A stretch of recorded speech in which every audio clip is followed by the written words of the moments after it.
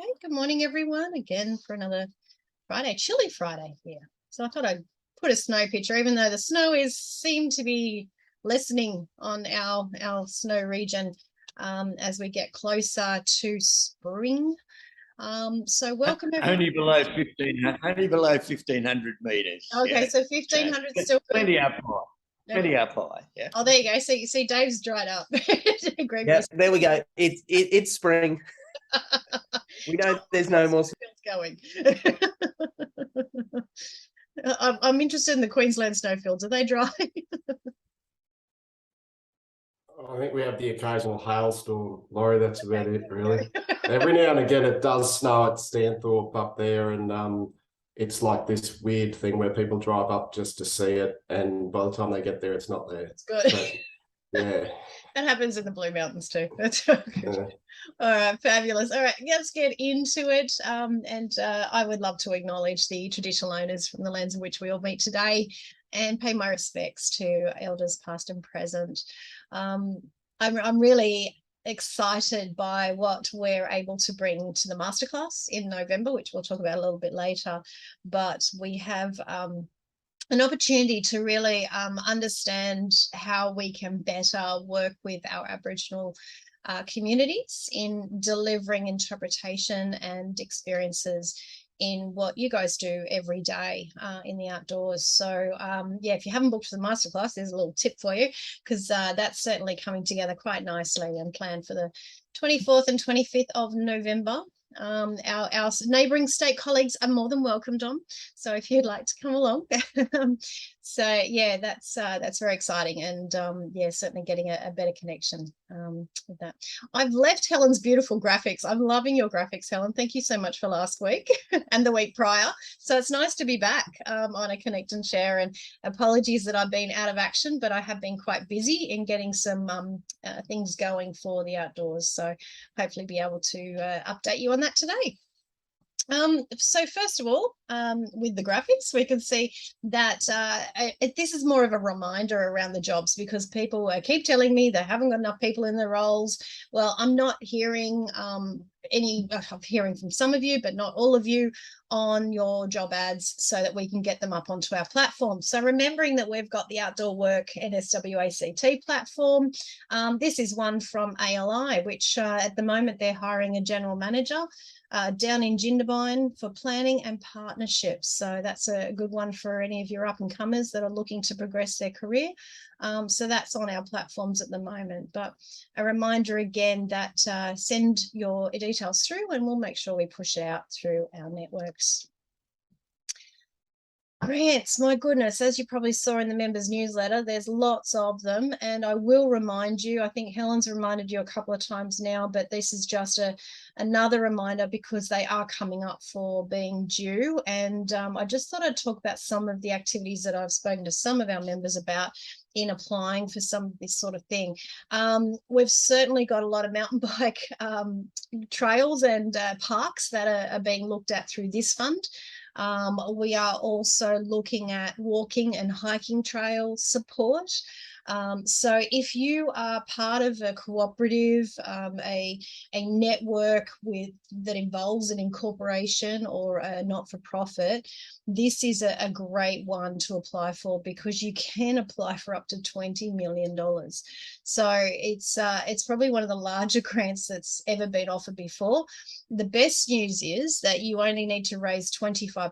It's not a dollar for dollar match. So if you are able to work with your cooperatives and get some either local government support or other to the tune of 25%, this could be a great one for you to have a look at for some of those major projects. And I've just noticed Rob's come online. Rob, there's a great one for you, particularly for what you've been trying to do up in your region. So this one, I think, is even though it's got a long deadline, I'm hearing that it's pretty much up to when it's exhausted. So you must get in quick into this one. Obviously really tailored to our industry. This is about getting our young people back and out and resilient, and better health, better mental health, more social interaction. So this is a great one if you've got an initiative that you think could tap into the youth in your area or outside your area even, you can apply for up to 50K. Certainly one that we are looking at for the Active Outdoor Kids. And yes, as I looked yesterday, I went, eek, it will close soon, I'm sure, as it's exhausted. So we will, Helen will talk about that later and we'll get that going. But yeah, that's a great one for our industry. The Stronger Country Communities Fund is that continual one that keeps coming up every year. It really does look at infrastructure. So if you're working with a local community where you want a better facility to do some of your activities, or yeah, working just generically to get more infrastructure into the local community, this is a good one to have a look at. Tends to be good for some of the Scouts communities or the bushwalking clubs, where they can get some infrastructure to support their activities on public space. The Regional Filming Fund was one I put into the grants because I feel that a lot of you guys are now working in that film area as our film industry grows in the country. Time and time again, I hear of you guys in contracts with TV stations and the likes. So if you see that there's certainly some costs that you're bearing in getting your preparation for some of these contracts, this is a good one to look at. So this is to cover costs associated with shooting in regional areas, which most of you are located. So have a look at that one. The event development stream, something I've been involved in for quite a long time. Back in the days when I used to actually work for Tourism New South Wales, we used to give this grant out, but it was more, it was called the Flagship Fund then. But this is around trying to get that major event to develop and seed fund over a period of time. So there's $50,000 available for a good strategic event that helps bring visitors to a regional area. So that, as I say, it's a seed fund, and certainly one that would help get something up and off. Regional job creation. This one's pretty much always there. There is initiatives around job creation. Now, ironically, we can't get our jobs filled at the moment. So this is certainly one, if you are trying to recruit people, might be a good option to engage with them, so that we're working with the government to understand some of the challenges in our area of recruiting, but also highlighting that we could certainly meet the outcomes of most of these opportunities, and we need to work together to make that come to light. Your MOX grant pretty much has only got 2 weeks left. So this is the one that we negotiated for the closures in term 4 2021. You've got 30K sitting there. If you haven't applied for it, I'm going to come around and slap you over the head and make sure that you do apply for it, because this is something that, you know, it's supporting you in recovering those costs that you lost last year. So reminder, that does close on the 6th of September. So get your application in. And of course, our safe work rebate. If you've got anything that you've implemented to make your work site safer, your workplace safer, you can claim back $1,000 on those costs. ACT, this one closes soon. It's the 5th of September, so only a couple of weeks left. And like the Destination New South Wales one, this one is supporting events as well. You can apply for up to 30,000 with this one. For event development, community event, you can apply up to 15, but certainly ones that attract visitors and opportunities. I've certainly sent this to our friends who are looking at the ABSAL we were just talking about prior to recording, to make sure that they can look at that as well. But any activity down there, you'll be more than welcome to apply. Need to knows. We have opened up for a new subcommittee. And this has come about through some of the discussions with our partners down in the Snow area. There's some confusion around qualifications, training. What do guides need, certainly when they go into the backcountry of the Snow area?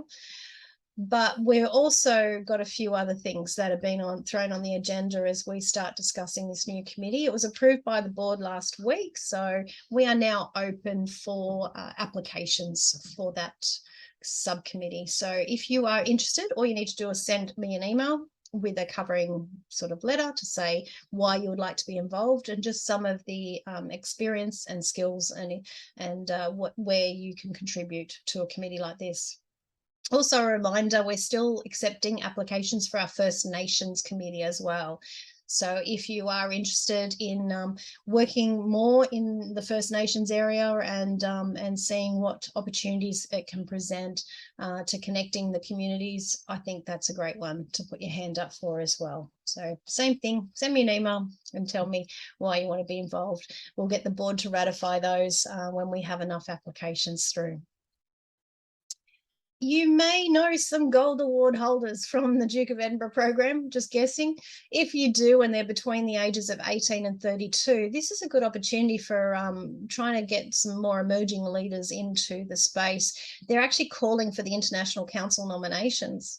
So they must have had a Gold Award or must have a Gold Award.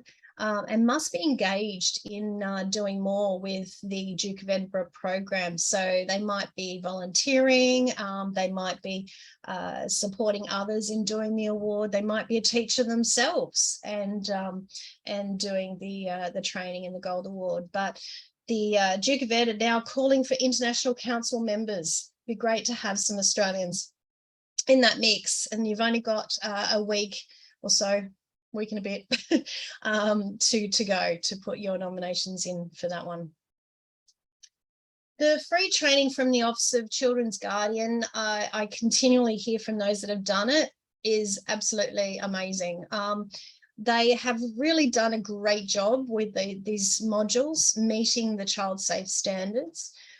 We do have Mark Laurenti coming to the National Outdoor Education Conference, actually, because what we're hearing is the country is now looking at the standards that New South Wales has put into place, and they are working with other states and territories where they don't have them to instill the same sort of framework across the country. So really great stuff for the guys in New South Wales. And I think, you know, the support and the training and the access to Mark for our sector has been incredible. And yeah, I'm hearing that the industry is really appreciating that support and guidance. Very soon he will be going out to a lot of the operators and assisting on the ground as well. So that's a great resource that we have. I haven't put it up here, but we did have the Resilience New South Wales training, which still is there. And actually, I just noticed Mark's popped on. He did it the other day. The Resilience New South Wales training certainly is good. I don't know how long it's going to be up there for. As you might have heard, Resilience New South Wales is now how do I say it, folding, merging, changing its name, I don't know, but we're losing our Resilience New South Wales, and it'll be put into some other areas within government. Yeah, the training, I don't know how long it'll be there for, so jump in and do that one if you get a chance. This is really exciting, I have to say. A lot of work has gone into our membership portal, which will be live in the coming, I don't want to give a date at this point. We've had a few challenges, but I only say about a month and a half. So you guys will actually have access straight into your own portal where you can download all of your options of research, support, advocacy, promotional tools. You can look at all the videos that we've recorded over the course of the last 2 years. Everything possible that the members need will be in this portal and available for you. So we look forward to bringing that to you very soon. Okay, some reminders. If you haven't already and you have a product you want to promote to the public, I urge you to jump onto our website. You all should be members of the site now as members of the organisation. You can certainly jump in, go through your profile, add your article, add an event, add anything you really want to promote to the public. It will come through, it'll advise us that you have done so, we'll approve it, and then it will appear onto our platform. So as our website grows, as we're getting a lot more visitation to the website, I urge you to make sure that you do that. It is totally free as members. So jump in, put your details in, and your information will appear. And a reminder to constantly lead by example. COVID hasn't gone away. Today's a great example where we've had a guest speaker pull out due to sickness, but we need to make sure that we're very vigilant in our approach to minimising any transmission or risk of COVID. We still have a vulnerable community that are out there, as much as everyone, a lot of people are vaccinated. So, and this is beautifully provided with support from Mark Arundel, who's online, a very systemized wash, space out, mask up approach. And we have that logo available for the members to use on their own signatures. Events. We have the AGM coming up. So that's just a week and a bit away now. So that'll be on the 31st of August. We have Karen Jones, the CEO of Office of Sport, coming along to tell us all things that's going on in the office of sport, what they're up to, and also where some of the opportunities for active recreation will come. So really looking forward to that. Jump on our website and register if you haven't already, because the link is unique and we need you to register to receive that. Another reminder for the Canberrians and those that are in the Canberra and surrounds area, that doesn't exclude people that might be in the surrounds. We have a presentation to the Visitor Information Centre in Canberra on the 5th of September. We have certainly a number of you have already RSVP'd. I think we've got 5 members already that are part of that. If you want to come along and want to be represented there to educate the staff in the Visitor Centre around some of your activities as we head into September and obviously spring and summer, please jump on board and we'll make sure that you are part of that. So again, send me an email. We'll make sure you get all the content and the information you require.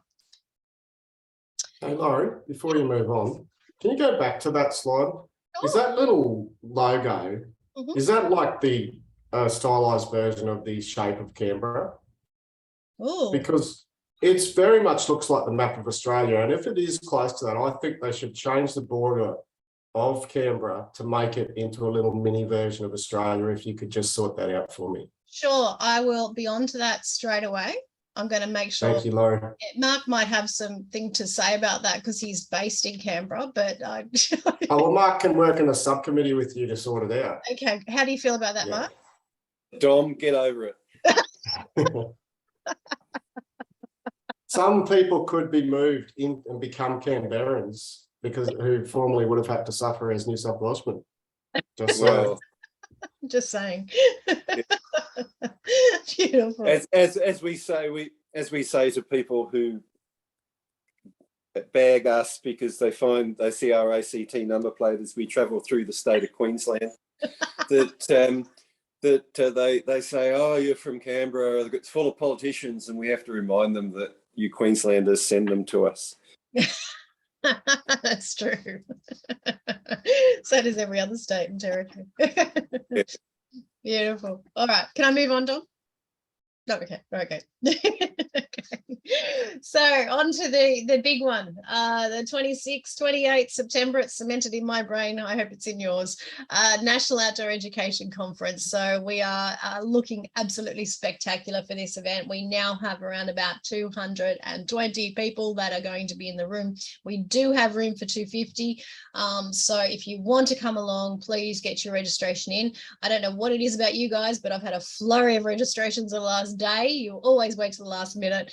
So if you want to come along, make sure you jump on and register and attend, because yeah, as I say, it's going to be great. It's a spectacular lineup, spectacular event, and it's going to be a hell of a lot of fun.